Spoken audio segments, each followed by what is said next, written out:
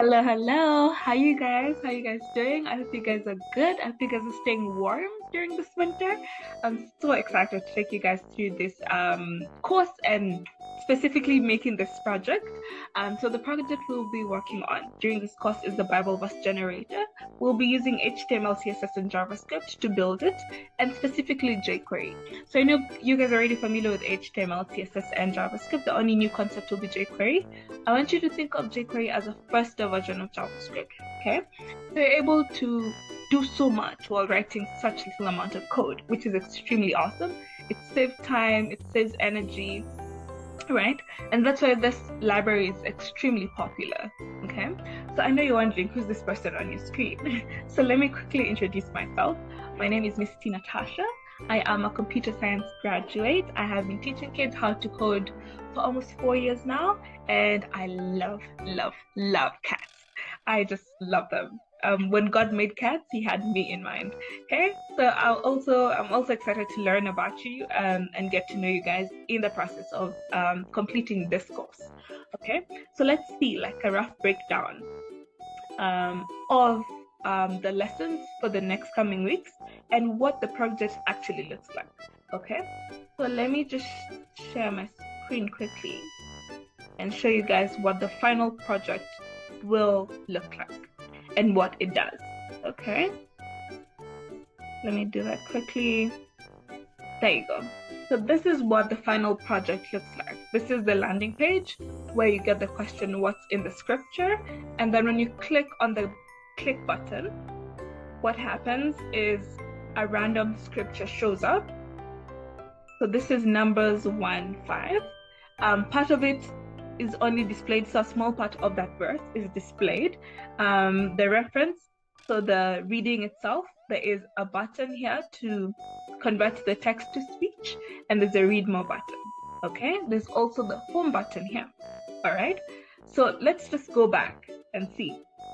So landing page, you click on the click button. Three things happen when you click on the click button. There's the home button, there's a read more button, and there is the text to speech button. Okay, and obviously the random Bible verse is displayed. Okay, so the next functionality now is that if the person wants to hear the message out loud instead of actually reading it, they can click on this little icon here, which looks like a speaker or the volume icon. And when you click on that, your program should be able to read the verse to the user. Okay, so let's click on that and hear what that sounds like. Okay, awesome, right? And then the user has the option of clicking on the read more button. When the user does click on the read more button, the entire chapter is displayed. Okay, so this is the whole Philippians 1. Okay, so it displays the entire chapter. The user sees the translation of the Bible, or the version of the Bible that this scripture has been derived from. They still have the option to listen to the text. So let's click on that.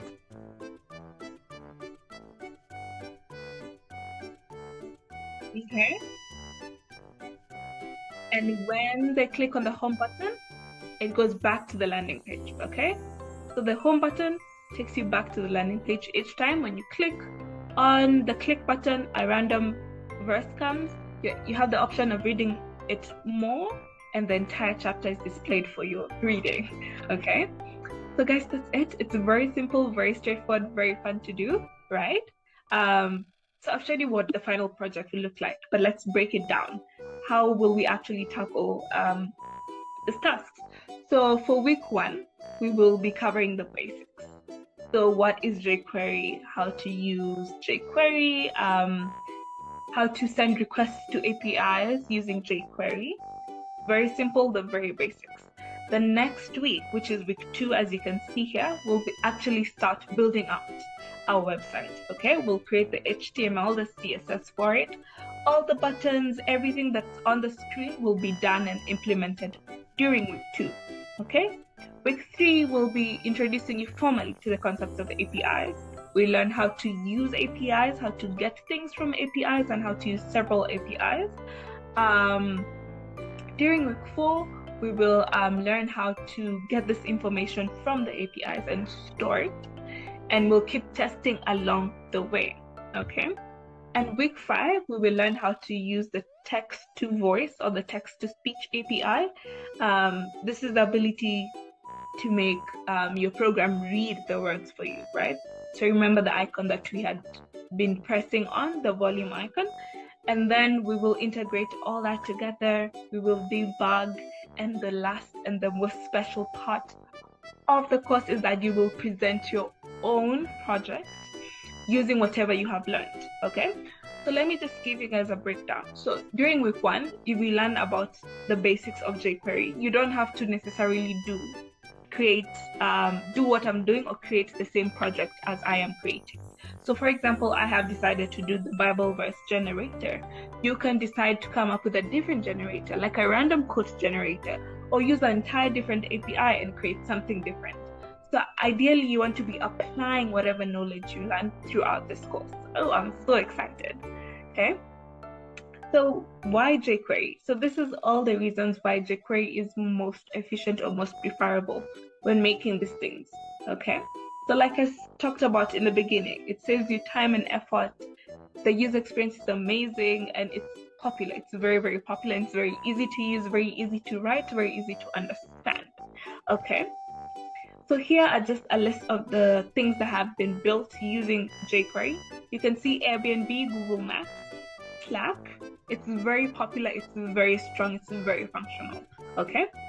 Thank you so much for sitting through this video with me. I hope you are excited to learn jQuery as much as I am excited to teach you. I hope to see you soon. Please do sign up, and cheers. Bye.